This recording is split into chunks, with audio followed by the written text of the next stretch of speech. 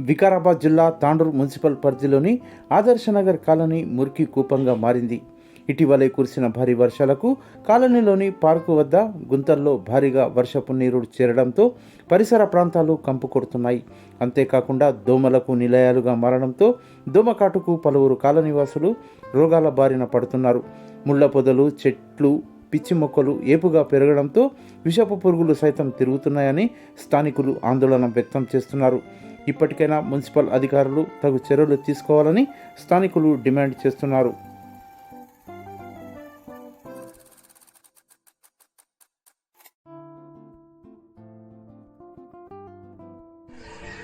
నమస్కారం అండి.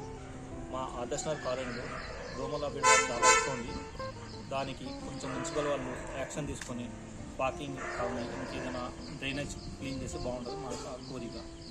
దోమల నుంచి మాకు చాలా రోగాలు వస్తున్నాయి. వర్షాలు వచ్చేసి ప్లాట్లలో నీళ్ళు నిండిపోతున్నాయి. దానికి కొంచెం చర్య తీసుకుంటే బాగుంటుంది.